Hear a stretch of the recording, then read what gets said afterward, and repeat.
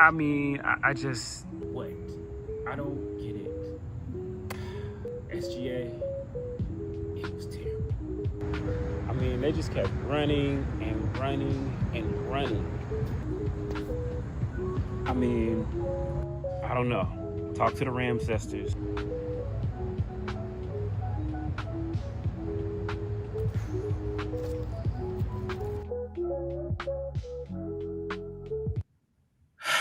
Yeah.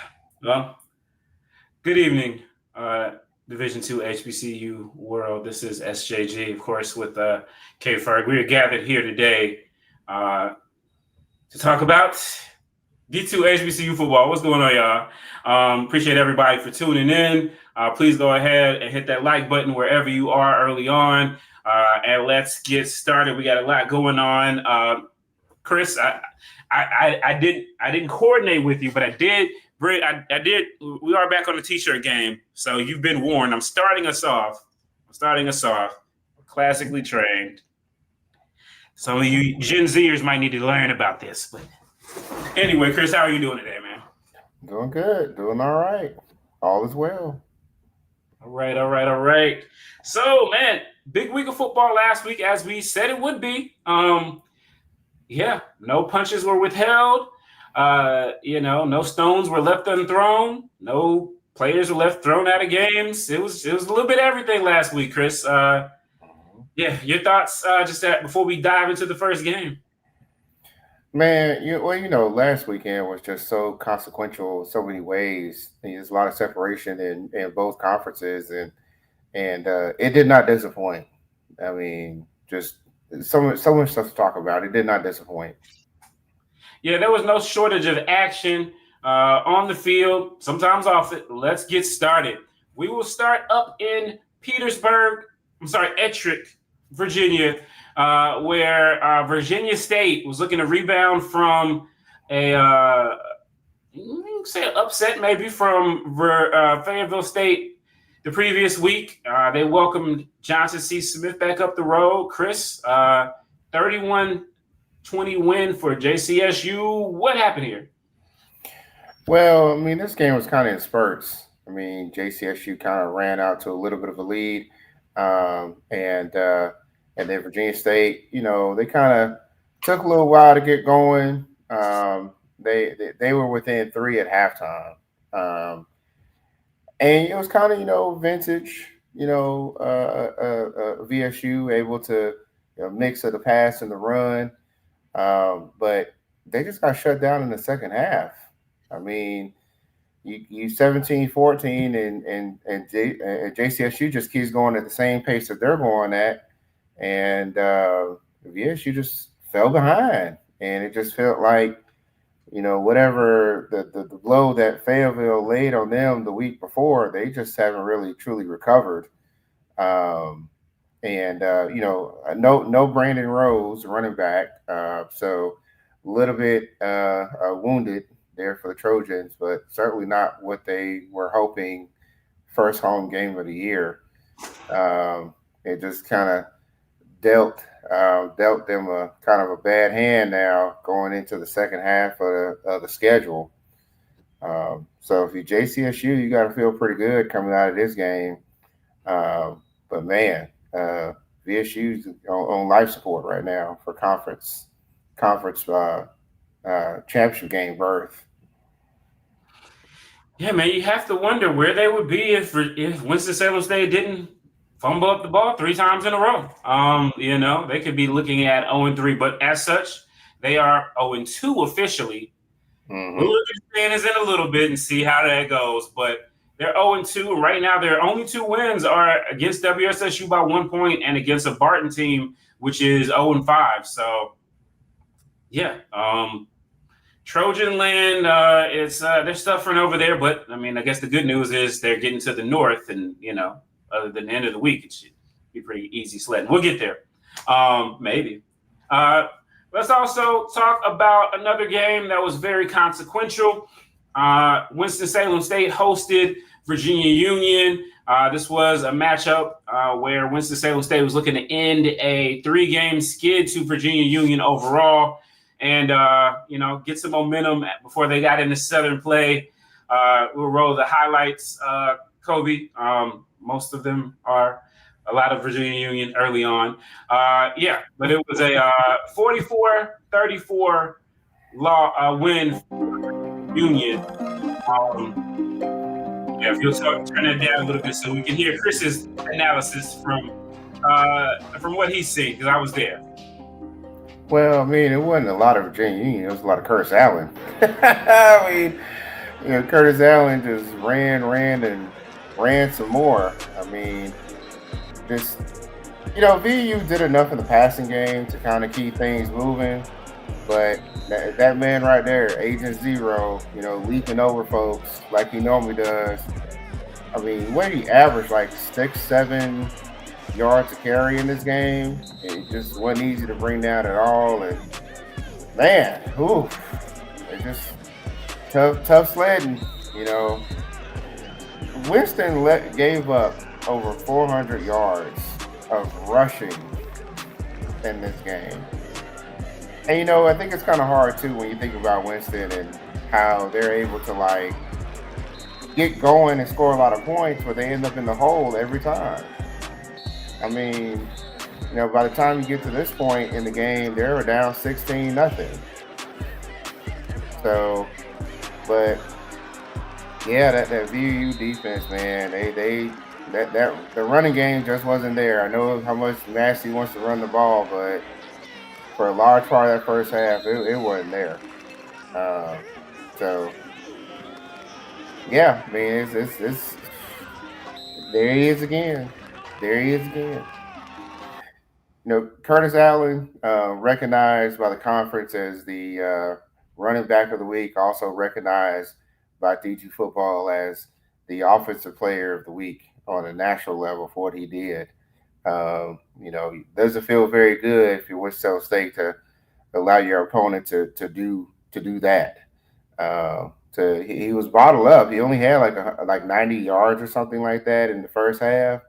So he had 3 touchdowns. Yeah, 3 touchdowns. Yeah, but the fact that he had 250 yards rushing by the end of the game, the way that he had 34 carries. I mean, that's almost unheard of in this day and age, where there's a lot of a lot of 2 and 3 back systems. But man, they leaned on him. He's a man amongst boys. What else can you really say? We're Rams with tread marks on our backs right now. Just got ran over. Yeah, Chris, man, I think I would like to refer to him as a lethal weapon. That's what I'm going to call that man from now on. I mean, he just, they just had no answer for him. It was damn near unfair. And when I say damn near, I mean really. It wasn't just him. As great as he did, they still got another 150 plus yards. The other guys kind of feasted off of that. Like you said, the offense, like we said, the passing game is nothing to write home about, and their defensive backs got cooked several times. But their run game is such a difference maker. Virginia Union held this ball for 41 minutes, and it seemed like they held it for 41 days on the sideline watching it. It just, Winston-Salem State was able to get 34 points in 19 minutes, which usually, you would feel pretty good about. But, hey, you let the other team, control the pace of the game, and that's what it is. This was a game that we will say there was a lot of talk about officiating afterwards. And let's say this, as a Winston-Salem State alumnus as well as a journalist, there is no doubt that the officiating did not make a difference in the outcome of this game. But there was a lot of confusion, and there were several times where before, during the game, this game got out of control at a couple of points. And there was a lot of talk about that yesterday. But yeah. So we'll talk about it. Here's Robert Massey, and then we'll roll his clip, and then we'll go from there. Last week you talked about them matching your intensity. Do you feel like you guys maybe came out too intense, or was it kind of where you wanted it to be? You know what? That's a good question. Let me tell you why. I saw all the pregame bravado and mess. I tried not to get involved in that because, one, I want to win the game. But, when guys come in and they step on your logo and then, they spit and then they get in there and they start doing stuff and then the trainer drags his cart. So I saw this. I saw it with other coaches. So it fuels my conversation or my speech before the game. But at the end of the day, it's like a boxing match. You're going to try to take each other's head off, and then you're supposed to have, sportsmanship at the end of the game. Let me tell you something about this sport. You done came here, you done disrespect. I wanted to whoop you, but I couldn't, and we didn't. But at the end of the day, we thought the best thing was, hey man, best of luck to you, coach. Best of luck to you, Coach Massey. My team go this way, your team go this way. Because it was very chippy out there. And newsflash, if this thing go as I wanted to go, and I'll say this, all I need is one prayer, and that's to get their ass in the championship game again. Mic drop. We did, and you and I did get a chance to talk to Dr. Parker. I asked him about the intensity of this game as well. Virginia Union's press conference usually up by now, but not there. But we do have a statement from Diego Ryland, who is the running backs coach for Virginia Union. Kobe, if you'll put that up there. This came out this afternoon after the press conference video dropped. If you go ahead and put that screenshot up, Kobe.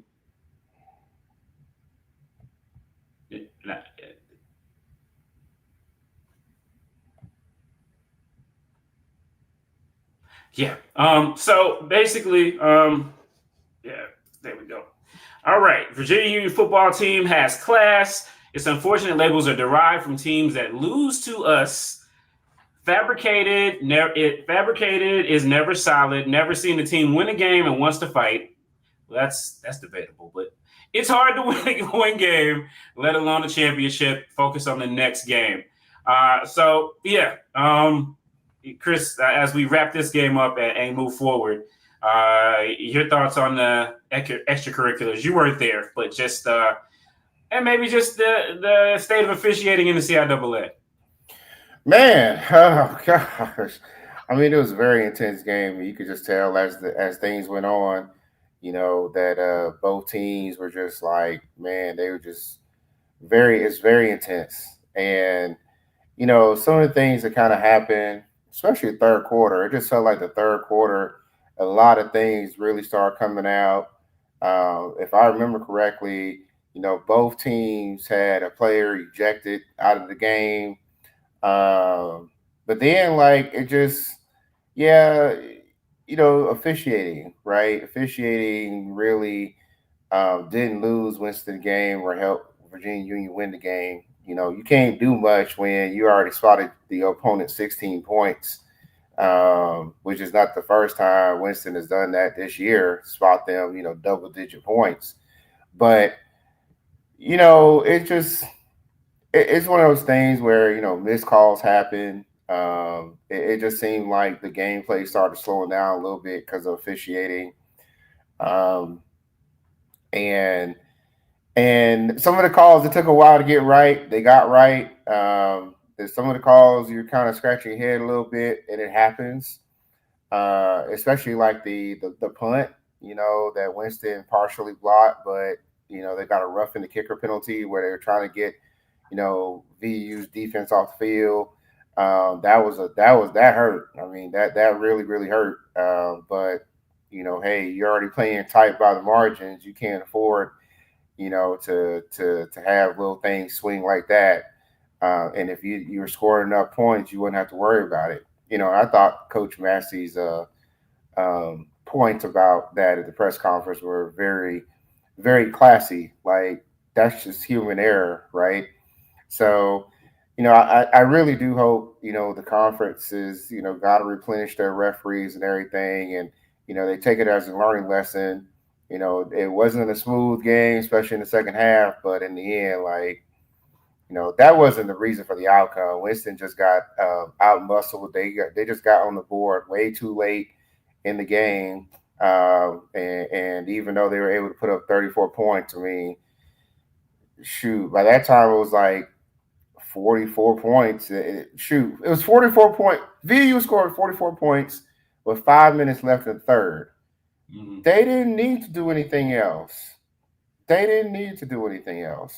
But it was just so many like storylines like beyond the game that it was a lot. It was a lot to take in, and it was just a lot. And yeah, it was a pretty long game. Yeah, I told you it was a rivalry.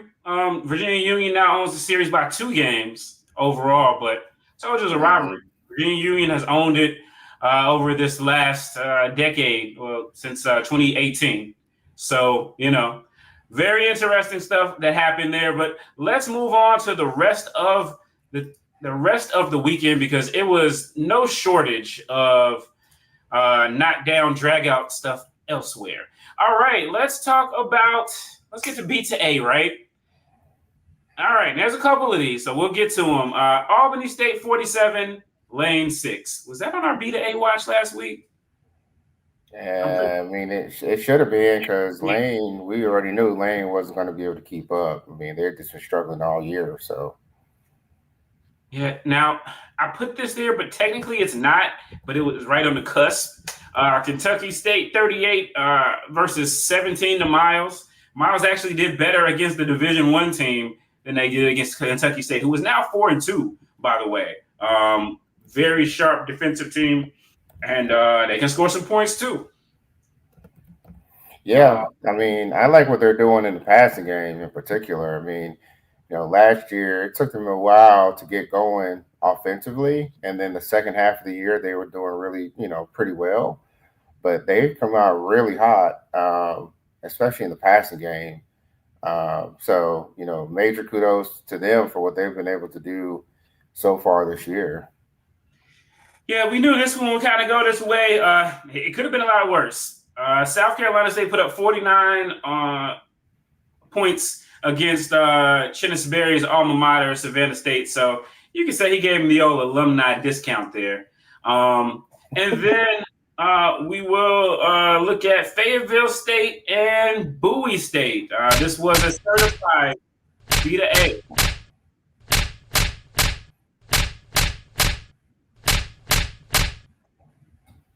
We tried to tell a certain somebody that this was going to happen, and it was so bad that like I was trying to keep up with the game, and then the stream went down, and then like in the first quarter, and Fayetteville State was scoring at that point. So I'm like, man, like.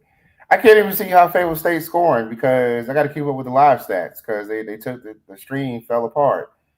And I guess, maybe they just didn't want to witness that, because, we knew what was going to happen there. Comcast, I know Comcast didn't shut down Bowie. What gives there? Anyway, Clarence has he'll it'll be interesting. I think he's already released his rankings. He did say that they had the best defense in the conference. The statistics determined that was a lie. All right. But hey, let's keep going. Let's move forward. We'll go to another one, and since we don't want to get, All right, sing along with me, Chris. Everybody knows. Almost doesn't count. Mm-hmm. The singing Rams, we are not. All right. These were some games that were much closer. Central State and Fort Valley State. They managed to finish the game. Now, this was the real Nook if you buck. We got, you do have the video of that. It's out there. Won't show it here, but Fort Valley State, feeling like they got a little something after beating Tuskegee. And, man, the big thing out of this, man, I think a total of 20 players suspended for the next, and I believe both head coaches as well. Yeah. And it was Fort Valley's homecoming, if I recall. So You know that don't make it any better. You know what they say, don't let your homecoming be your home going. Yeah, so we'll see how that goes. But look, we do want to, we like to laugh and joke and have fun, but we do want to have we do want to recognize some teams that we don't get to talk about a lot, not in a positive way anyway.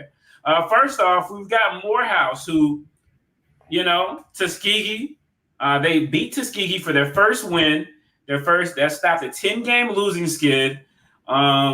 Morehouse had some guys that really had some standout performances, and we'll get to that in just a second.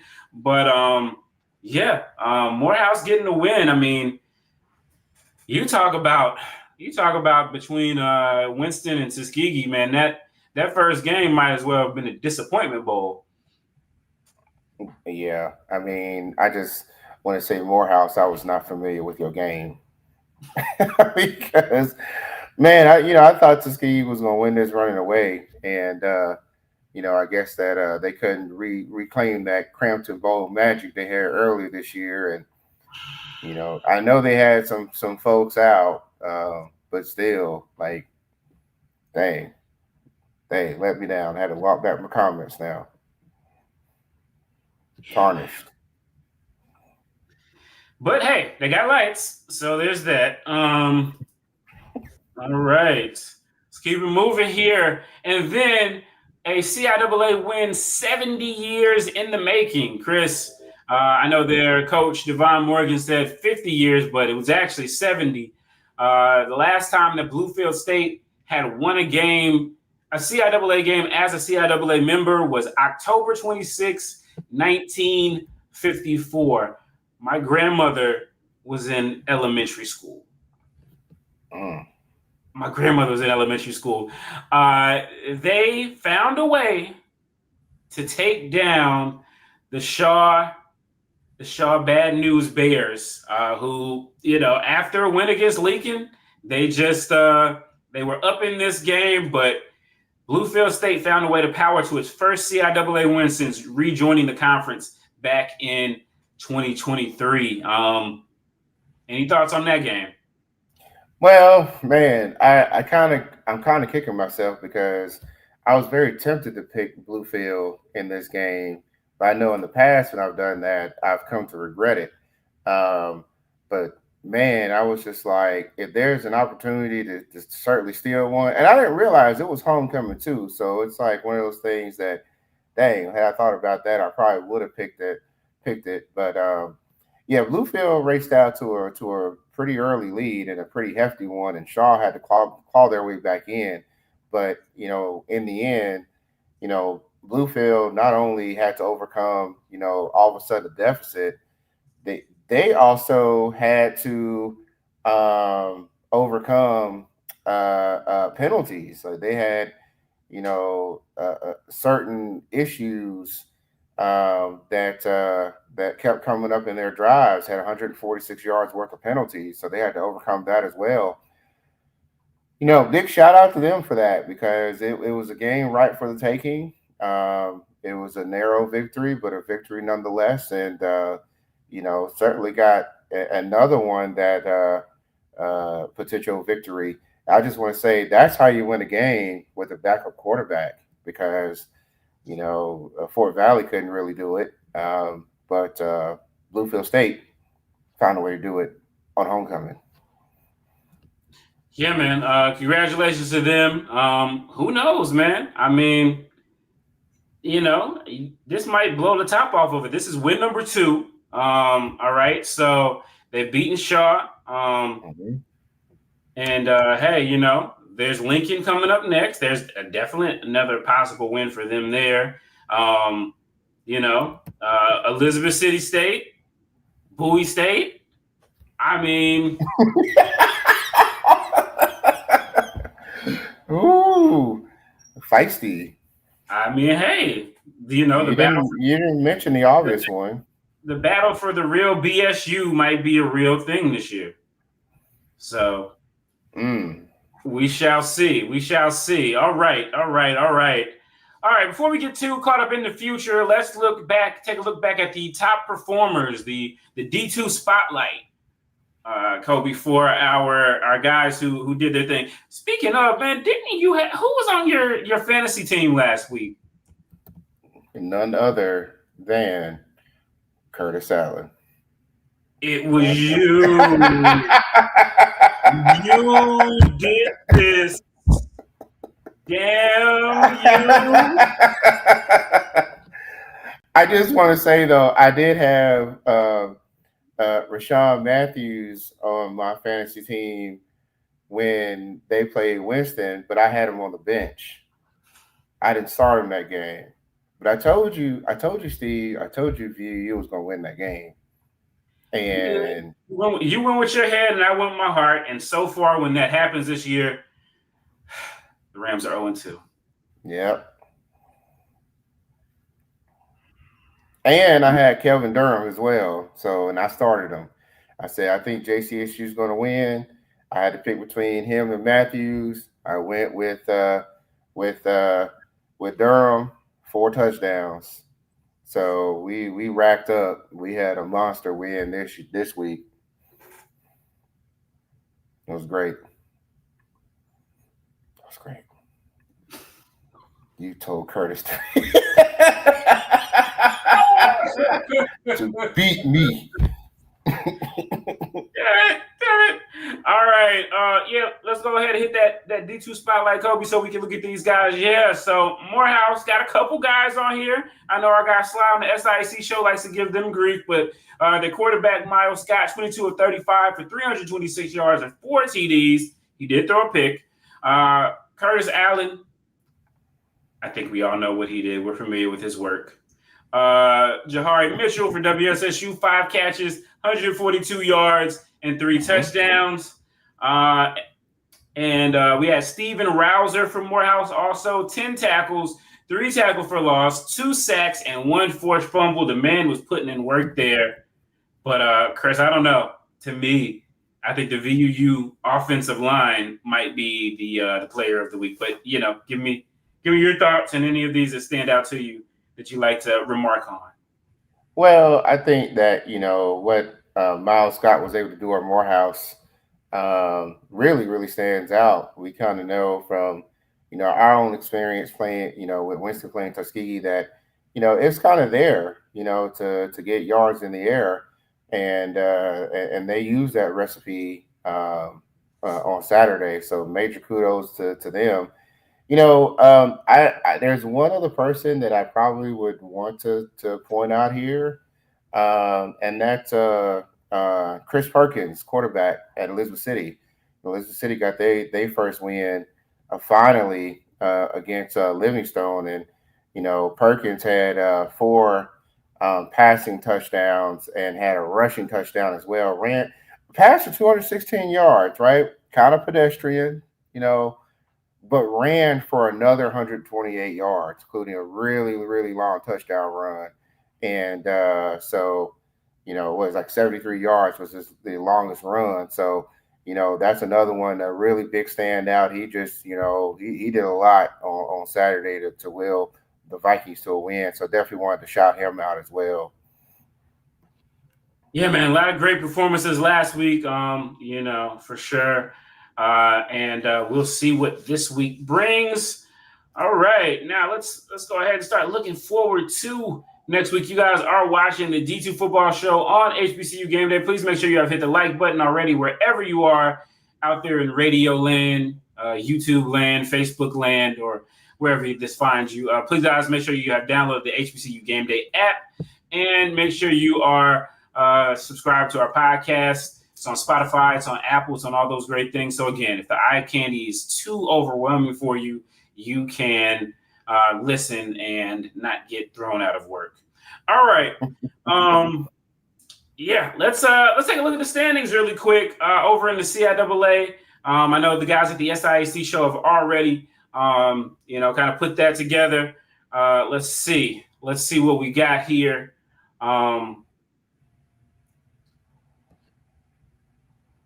see what we got here, how we line up after this past week.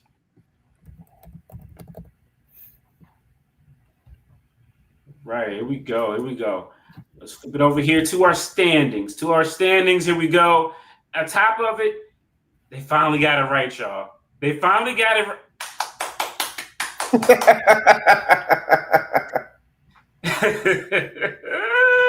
Well, y'all was going after the conference this week between media day for basketball and this. Yeah, they got it. Look, sometimes you do too much and not enough at the same time. Ponder that. All right. Fair. So, so right now we've got 3 teams that are technically winless in the CIAA. 2 of them, not super surprises: Lincoln, Bowie State, Virginia State. Even though that game against Winston-Salem State technically did not count for them right now, but in the space-time continuum that is the CIAA, it could come back from a parallel universe. So just hold that in mind. But yeah, officially they are 0-2.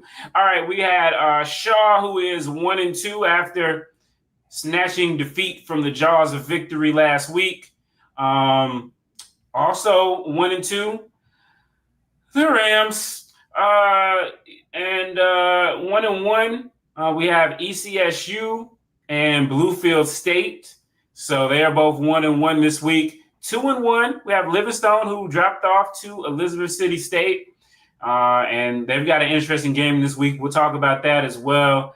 The Blueberries were nationally ranked on Dr. Cavill's poll for a while. They still are, but things can get a little hairy after this week. All right, and then also 2-1 is Johnson C. Smith. Of course, they lost to Virginia Union. Virginia Union is technically 2-0 because the win counted for Johnson C. Smith, but it did not count for Union unless it kind of does come back to count for him in the space-time continuum. You get the theory here. And then there's Fayetteville State, who is 3-3 overall, but 3-0 in the conference. And right now they have taken down Virginia State. They handled Bowie and what was their other? Oh yeah, and Elizabeth City State. So they have not had to see Virginia Union yet. Right now, things were to continue as they were, that would be our championship game. But yeah, man, your thoughts, Chris, as we sit out here heading into week 6 officially. Well. I mean, again, the thoughts of my demise are very premature when it comes to Fayetteville State. You thought you had them in the dirt. Yeah, and I mean, I think looking back now, it's like, man, they actually played a very robust out-of-conference schedule with undefeated Benedict. They lost 10-0, and then ranked USC Pembroke. So, and then the Central game doesn't count really. So they're really 3-2 in Division II play. So now looking back, it's just like, man, that was a really challenging schedule. And so that's the big one. But a lot of games still left to be played. Fayetteville State got to play John C. Smith right now, got to play Livingstone, got to play Winston. Those are not gimmies. Union going into the softer part of the schedule now. Hello, soft. Right, Charmin, Elizabeth City, Lincoln, Bluefield. Yeah, that's a 3-ply right there for you. And right. 4-ply. So, I mean, unless they just fall apart or something, I don't know what it will take. I mean, they're not really going to be challenged until the last week of the season. So yeah, that's if Virginia State can get healthy. And I looked at the game. Matthews actually ran for 80+ yards again after Fayetteville State shut him down the previous week. So that's always interesting there. But like you said, without their main back there, that the run game, it all falls on the shoulders of Matthews. And so maybe, who knows? Maybe even Virginia State won't challenge them this year.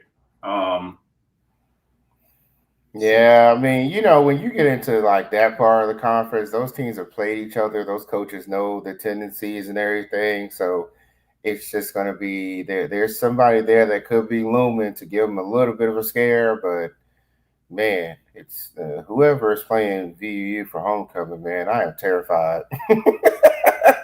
I had to go see who that's going to be because that's just not going to be pretty. Well, it ain't Bluefield. Is it you? Is it Bowie State? Maybe Lincoln. Dear God. Oh, come on, preachers. Have some mercy. All right. Let's keep it moving. All right. So let's also look at the offenses. We'll look at the offenses here. Offenses and defenses right now. Virginia Union is averaging an ungodly 42 points a game. You got JCSU right behind them, even though when those two matched up, they could only muster 10 points. Winston-Salem State third there. Oh, you just like carnage, don't you? All right. Winston-Salem State scoring 31 a game. Fayetteville State has got those numbers up after getting shut down. Their average is now up to nearly 28 a game. Virginia State kind of down there. Underneath them, right there they're Moni in the middle. Them and Bluefield State are neck and neck. Who would have thought that? You got Livingstone, ECSU, Shaw, Bowie State, and Lincoln fighting down at the bottom. Yeah. Slugfest coming there. All right, let's look over at the defensive numbers. Johnson C. Smith, that defense, again, they were able to keep Virginia Union to a season low 28. So, again, they didn't score a lot, but their defense handled them a lot better than Winston-Salem State and Shaw.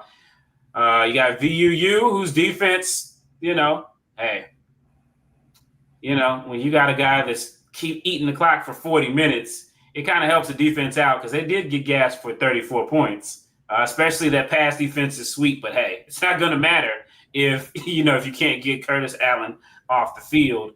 Then you got Fayetteville State's defense, and then everybody else is kind of giving up 20 plus. And Bluefield State, my goodness, them and Lincoln and Shaw, hey, they're just playing that Toro out there. So,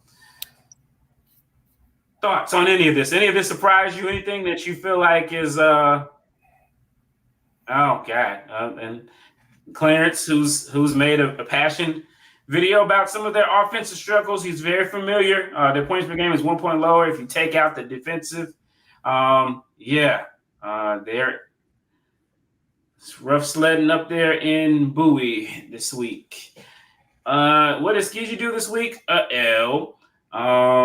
Someone should be on the hot seat. We'll see. All right. Well, there are people on the hot seat at various places, but we'll get to that another show, another day. Let's get to this week. All right. And again, we're definitely, make sure you guys, if you really want the in-depth on the SIAC, Sly and Jamie have stepped up on that. So they get the in-depth there. But, of course, we continue to talk about them as well. So we're looking at B to A watch. These are some teams that we have B to A watch on. So get ready, Kobe. We'll see if Chris is buying or selling. Now, I have Clark Atlanta versus Albany State. Now, a lot of people would have thought that this may be a championship game preview, but Chris, I have this on B to A watch. I agree. I agree. I mean, Clark's already defense optional, right? And we've seen what Albany can do on offense. And so, I don't think that they're going to be able to slow down that Golden Rams offense at all. They got too many weapons. Yeah, I agree. I think that this is definitely B to A. All right, so we are on B to A alert. Clark Atlanta versus Albany State. Fort Valley State versus Benedict. As we mentioned already, if they're struggling already wasn't enough on the field, now they're going to have less players on the field. I have this as a definite B to A watch. Chris, are we on the same page here? Oh yeah, this is going to get ugly. I mean, you think about the fact that you already going to be down, and then whew, you're already down, and now you got to deal with that defense of Benedict on top of that. Oh man, yeah, that's going to be ugly fast. All right, and this is one. I don't know. WSSU versus Shaw. We see WSSU scores, 31 points a game. Shaw gives up in that kind of range. What are you willing to go B to A alert, or you think it might be a little closer than that? Because we see how the Rams can get on the road. You know how I feel about Winston, man. They kind of play down to the competition. They have a tendency to get up a little early, and then they just relax. Like, I mean, they should have boat raced Bowie, and they didn't. I agree.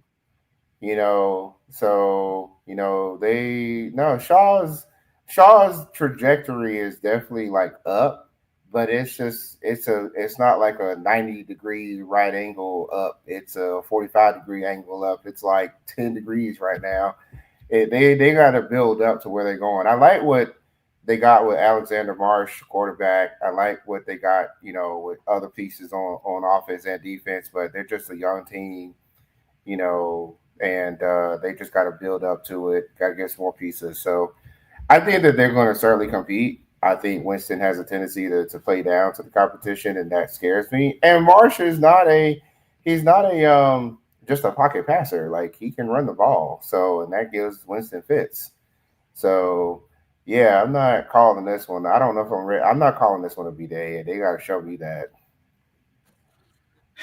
I agree with you, Chris. They do play down to the competition. And,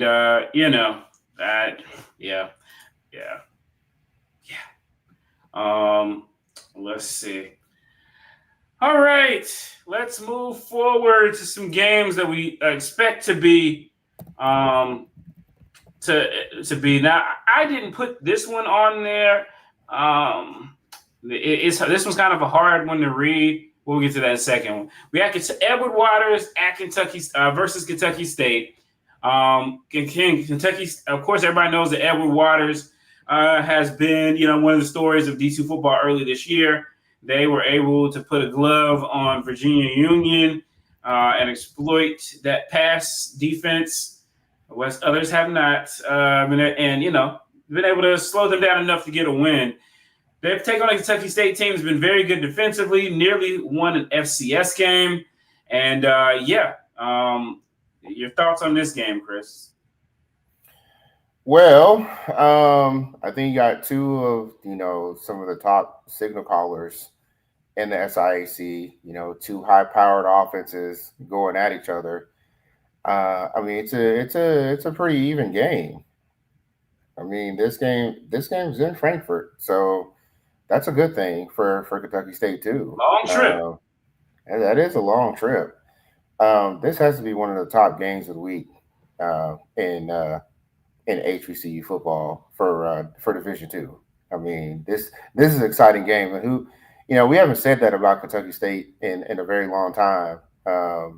So it is quite exciting to see if they can pull this off and keep it going. If your Edward Waters, win this game is only going to further fuel the should we be in the top 25 conversation. Although I think, Benedict is probably might be a little bit more deserving of that right now. But man, this is kind of what we were looking forward to right now. The second half of the schedule for the SIAC, because now these teams are going to have to start matching up and see who's going to cancel who out. So I'm really excited for this game. All right. So I think that's potentially an upset alert. Was that warranted? Yeah, I think so. I mean, I actually like Kentucky State in this game. Yeah. Okay. All right. All right. Here we go. Well, look at this. Yeah, why not? Virginia State versus Bowie State. There's nothing to Yeah, say. Chris. What'd you say? There's nothing to say.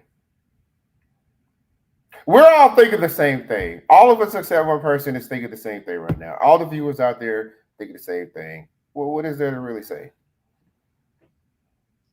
Even with Virginia State. No, so like, okay. In all seriousness, like, so these two teams always find a way to make the game interesting year after year after year. It's always like really, really, really competitive game. But to me, the X factor is going to be VSU's defensive line is still really good, and good defensive lines have given Bowie fits. We've seen that in multiple instances. You start putting pressure on the quarterbacks, and they have a really hard time. And then the offense is still a good offense. So VSU is the more complete team here, and they should be favored in this game. I don't think Bowie's gonna. They're gonna have to keep the score low, and I just don't see that happening. So, yeah. A little early for that. A little early for that. Well, we saw last year what happened. We thought it was early and counted VSU out, and then all of a sudden they ended up in the championship game because other teams couldn't hold up their end of the bargain. So, Bowie, yeah, I don't see them getting in. But unlike last year, both of their losses counted. Last year they got a mullet. Last year they got a mullet. This year, their win doesn't count until the time-space continuum decides that it does. So, I'm just trying to sell it a little bit, trying to sell some tickets there. But I think Virginia State's got enough in the tank to get rid of Bowie. All right, as we continue, this is game of the week potential here. Certainly a lot of implications. And if you're a certain team in Forsyth County, you might be hoping this goes one way. Livingstone taking on Fayetteville State. Now, Livingstone comes in. They are now 3-2 overall, 2-1 in CIAA play. Kind of a cupcake schedule in terms of CIAA play. When you're talking about having Bowie at home, having Lincoln at home, but you went over to Elizabeth City State thinking you got to win, and you didn't. So. Yeah, Livingstone Fayetteville State. We know last year that put it away, relax. We've seen that they struggle again. We've seen that Fayetteville State. Are we still buying Fayetteville State's offense? Are we buying it, Chris? It's mighty tempting to buy it. It's mighty tempting. Just saying, what they've been able to do. It's not look. It's not as great as like some of the other offenses in the conference, right? But it's good enough. That's where I think I'm like okay with it because it's good enough. You got DeMar Daniels, you got a few wide receivers that can stretch the field a little bit. Khalil Ashley Diarra. Unique. Those guys, they can do a little something, and you can't sleep on them at all.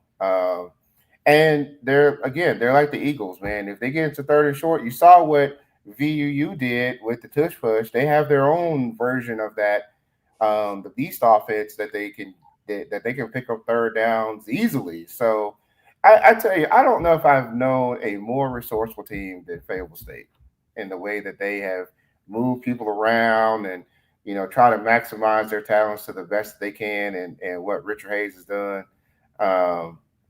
I'm okay with the offense, man. Just looking back, yeah, I'm okay with it. Okay. There's a lot of beef there in the middle of that Livingstone line, though. I mean, it is, but man, like Fayetteville State's gonna have their own. I mean, I'm not overly concerned about that. I think that if you're looking at this game, I'm just a little more so worried about what is Livingstone going to be able to muster with a team that can play at the same type of style of football that they play. Is Fayetteville going to give them a dose of their own medicine? Is the question I have. And surprisingly, these two teams they play pretty close games. Last year, 24-19 Livingstone. The year before that, it was 19-14. And so, they played some.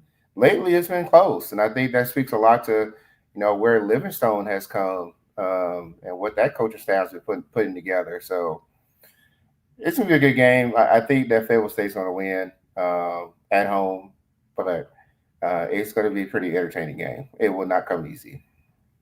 So you're saying Fayetteville State has found a rival?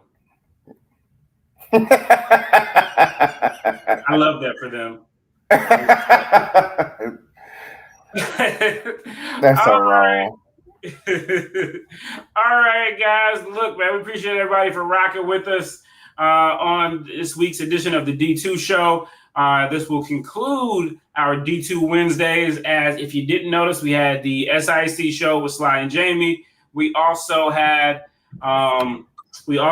the Teddy Keaton show hosted by Sly, and then Chris and myself here. So again, please make sure you guys go back and watch on YouTube. And again, if you can't handle the excitement that is the visual aspect, we will have this in podcast form as well for you guys that listen to very shortly. Shout out to our producer, Kobia, who's been working hard all day, educating the youth of America in the first state, and make sure that he gets up to produce the show. So I appreciate everybody for tuning in. Thank you so much. And we will see you guys on the next one.